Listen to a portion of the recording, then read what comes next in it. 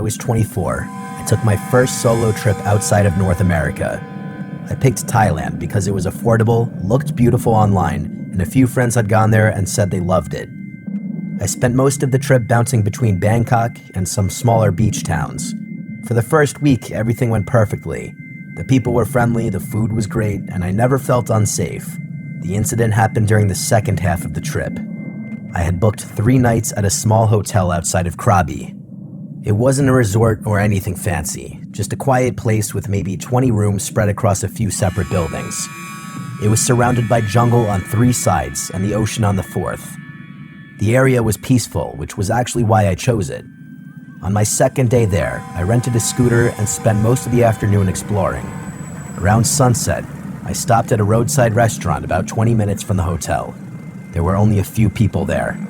I ate dinner, had a couple beers, and started heading back just after dark. About halfway back to the hotel, I noticed another scooter behind me.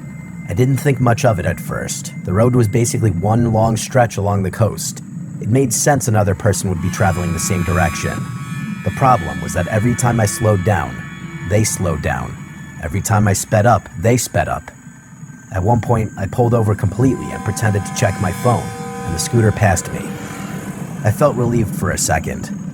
Then about 50 yards ahead, it pulled off the road and stopped. The rider just sat there waiting. I stayed where I was for maybe 30 seconds before turning around and heading back the opposite direction. I drove until I found a gas station with several people standing outside.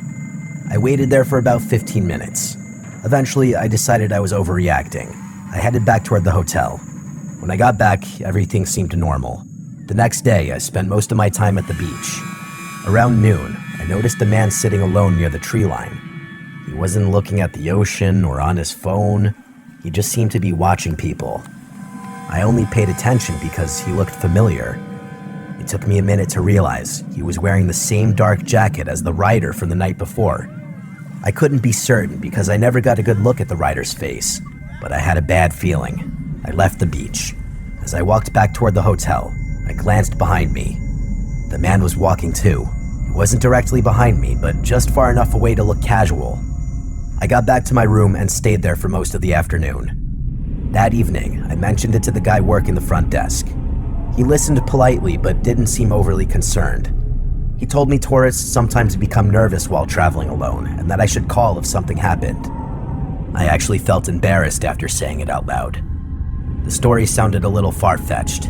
A guy was at the beach, a guy was on the road, that was it. I went to bed feeling stupid. But around 2 a.m., I woke up needing to use the bathroom. The room was dark, except for a little moonlight coming through the curtains. As I sat up, I heard something outside. At first, I thought it was an animal. Then I heard it again. Footsteps. My room was on the ground floor. The footsteps stopped directly outside the window. I sat completely still. Maybe 10 seconds passed, and I heard someone try the door handle, but very gently, like just one slow turn. My heart immediately started pounding. The handle returned to its normal position, and then there was silence. There was one more attempt after a few seconds, this time slightly harder. I grabbed my phone and called the front desk, but nobody answered. I remembered the office closed overnight. The hotel didn't have overnight staff. I was completely alone. The footsteps moved away from the door, and I started telling myself it was another guest who had gotten confused. I don't know why I did it, but I stood up and pulled back a tiny corner of the curtain. There was a man crouched directly beneath the window, looking up. The second he saw movement behind the curtain, he stood up and ran. I locked myself in the bathroom and stayed there until sunrise. The hotel owner arrived around 7 a.m. I told him everything. For the first time since arriving, someone seemed genuinely concerned. He asked me to describe the man. When I finished, he immediately pulled out his phone and showed me a photo. It was the same guy. The owner told me that man wasn't a guest. Apparently, local businesses had to report him several times over the previous year.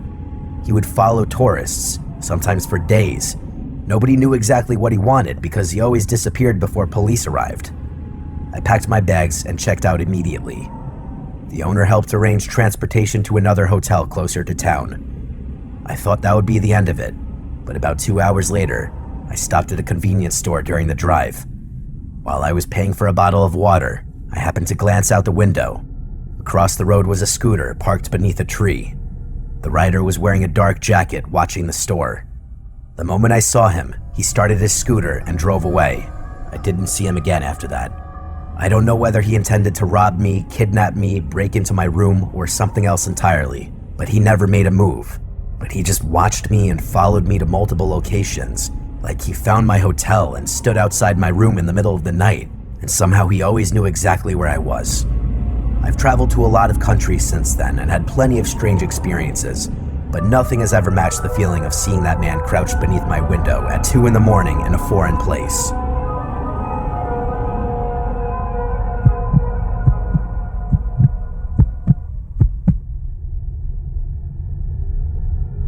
Back when I was 17, my school went on a 5-day trip to Brussels and Belgium. I had several good friends with me, so it was set up to just be a good time exploring the city.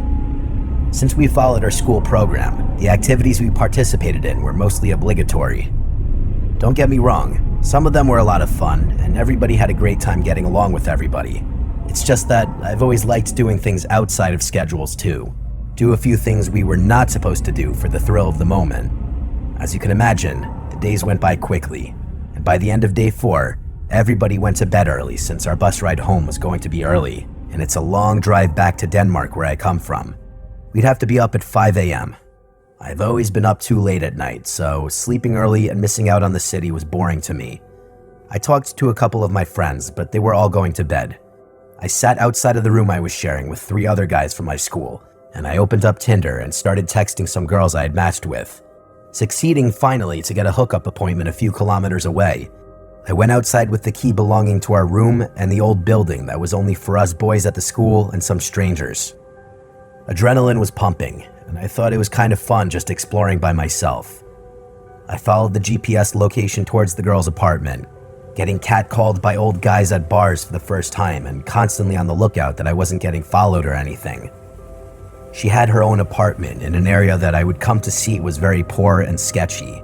Big windows were lit up by neon lights for many streets, and male adult workers were posing in them, tapping with long nails and wild cross-dressing. Only a few guys walked past, everybody minding their own business. Being only 17 and alone, those streets freaked me out a lot, but I was also intrigued by having never seen anything like it. Finally arriving at the girl's apartment, I was pretty far away from the hotel that we were staying at. My meeting with the girl was great, we had fun. Nothing suspicious came from the encounter. So after that, I started finding my way back to the hotel through the GPS on my phone. It was September and cold outside, and now that my adventure had finished, I wasn't a fan of walking all this distance in what was now pitch black dirty streets. It started raining. The GPS was leading me a different route than I had come from, and I only wore a light jacket. People on the streets were all men grouped up near tight alleys, and there were no longer any bars or signs of the mid-city I was most familiar with. As I started to feel uneasy, my phone screen went black. I completely lost it. I didn't care about anybody hearing me. I just shouted every curse word and started beating my phone to get it to start again. It was dead. I looked around me to see if there was anything just slightly familiar, but there wasn't. Understanding that I had to take responsibility quickly for the situation I'd put myself in, I walked straight up to the first person who walked past me. They could sense that I was desperate, but also that I wasn't that old, so luckily this was someone who was willing to help. I told them a bit of my story and asked them about directions to the city center from which I would be able to find my way back to the building. The encounter helped me out. It was a guy around my dad's age. I don't remember much about how he looked, but he seemed friendly.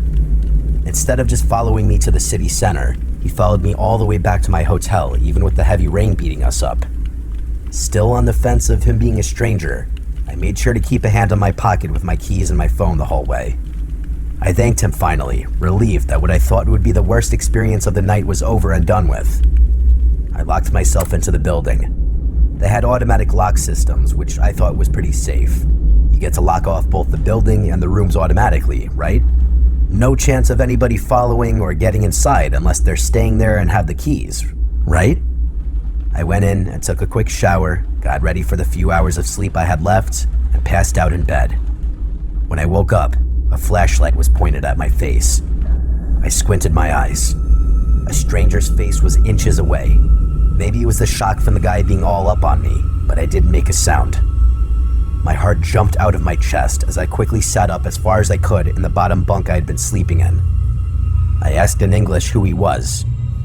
All of my body was tensed up, but since my 3 roommates were sleeping and the man was not threatening me with anything, I sensed that it was a somewhat safe situation. He told me that he came from the lobby, that he was helping my friend Samuel with finding something he had lost.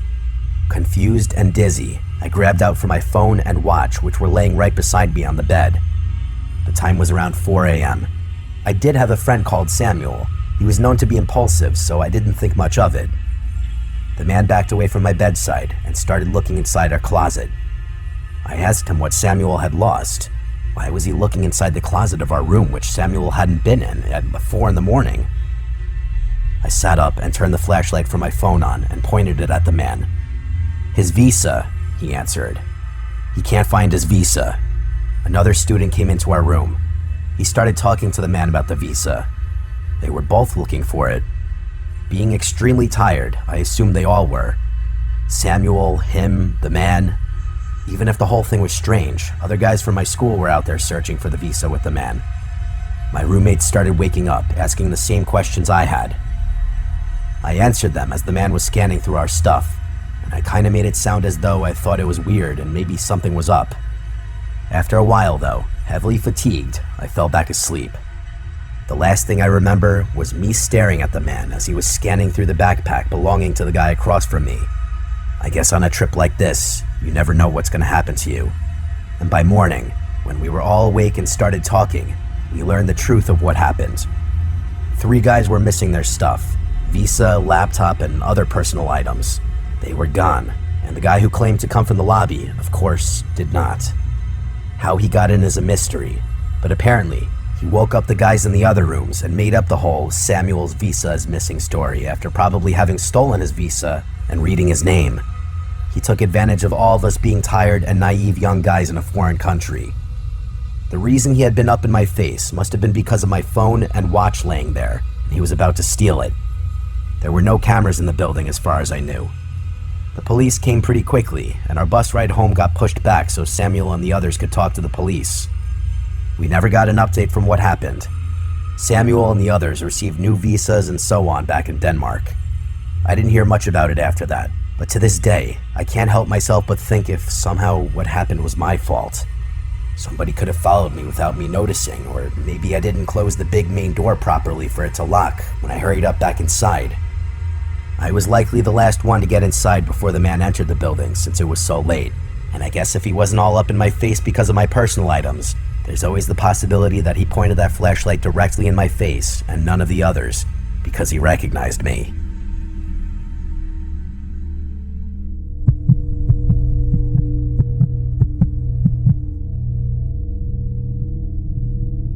In late summer 2019, my friends and I went on a trip to the far north of Norway, up in the Arctic Circle in an area called Lofoten. It's a very scenic region, great for hiking and outdoor pursuits. We flew into the nearest city to rent a car, but population density is sparse up there and large towns are few and far between. We were booked into an apartment in a small fishing village, which was about a 7-hour drive from the airport we flew into. After a long day of traveling, we wanted to get to our rental as soon as possible. The speed limits were very strict also, which didn't help, and I have to admit, as the named and only driver of the group, I found it a struggle to stick to them at times. There were long stretches of road which stretched miles in front of us with no other traffic in sight. Anyway, it was approaching midnight, and we had broken the back of the journey. We had just passed the main town in the area, and it was now only 40 minutes left to go until we arrived at the place we were staying. Most of the road had been single lanes, but it split into an overtaking lane as we exited the town. I took this opportunity to pass a Golf which was ahead of us. I passed the car thinking nothing of it. I was talking with my friends when suddenly I saw him get really close to the back of our car now that we were in front. He would repeatedly come closer and then back off until he switched on a large floodlight on the roof of his car. They had long dark winters, so I guess they used these lights during those months mainly.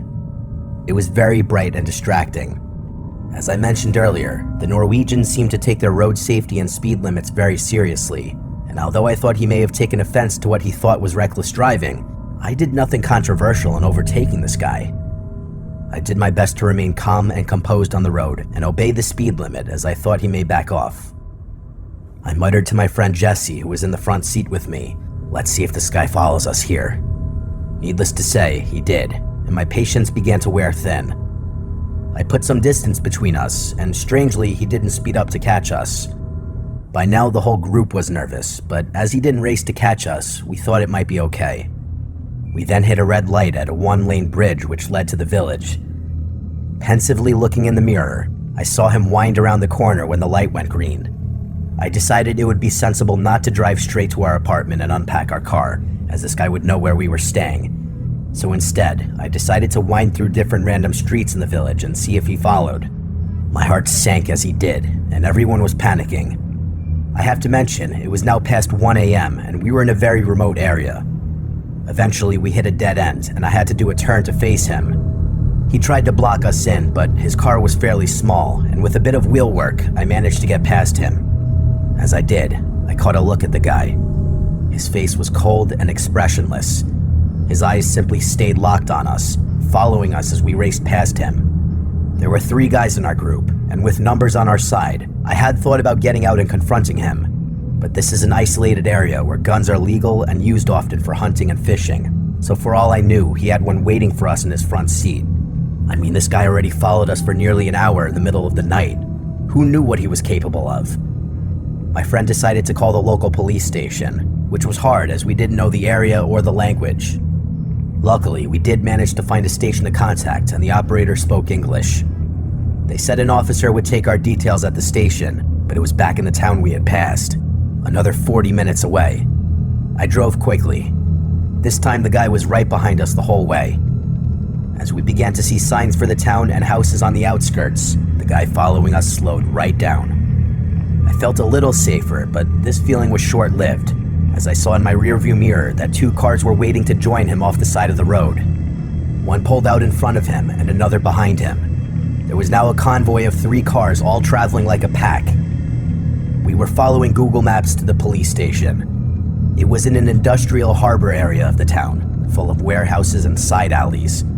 The station was right at the end, and as we pulled into the parking lot, we saw the convoy split in different directions. They clearly knew we were going to the police. We were shocked, however, to find that there was seemingly no one inside the station. It was pitch black.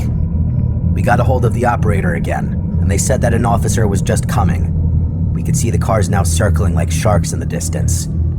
5 minutes or so went by like this, and then a large male officer emerged on foot from around the back corner of the building. Although fairly aloof at first, he could clearly see the girls in our group crying and visibly shaken, and he offered to escort us out of town. He said he would go and get a van for us to start out. We pulled off and anxiously drove past each side alley and dark warehouse parking bay. I could see the officer was now coming up behind us, when suddenly 2 of the cars pulled out from the sides of us, and the Golf that had started this whole thing drove right past us, shooting me in a motionless stare as he drove by. I pumped the horn several times and slammed on the brakes, hoping the officer would figure out that this was the guy that had been stalking us. A few seconds went by. I was staring in the mirror. Then, to my relief, the officer put the van's lights on and pulled out to block the Golf guy from going any further. I could hear the van door slam shut, and my friend Jesse jumped out of the car and ran behind the police van to see what was going on. I followed about a minute later, thinking that should the worst happen, we had a burly officer with us, and this might be our best chance of taking this guy down. As I came to the back of the van, I saw the cold face of the guy who had been following us. He was an average-looking man who seemed to have a thick Russian or Eastern European accent as he muttered to the officer while opening his car door, still staring at me, by the way. I was shocked that he was starting his car up again, but the officer rightly pointed out that he had technically done nothing wrong. It wasn't a crime to drive on a road in the middle of the night, and there was nothing to pin on him. The officer said he took his details though, and if he came close to us again, we now had a direct number to ring and it would be escalated. All the officer could do was fully escort us out of town as promised, but he couldn't drive us all the way back to our village and accommodation. He broke off from us on the outskirts of town. I sighed in both relief and dread as we were now on our own. I kept checking the mirror, and no one was visibly following us. I still wasn't taking any chances though, and parked away from our apartment. We locked the door behind us and tried to forget about the whole saga. The 2 extra cars were the disturbing part of this. Who were they, and why did he call them? Either way, they sure had something planned, and I'm just glad we were able to navigate our way to the police in a foreign country. The rest of the trip went well. It really is a stunning part of the world, but it's sobering to reflect on how differently it could have ended.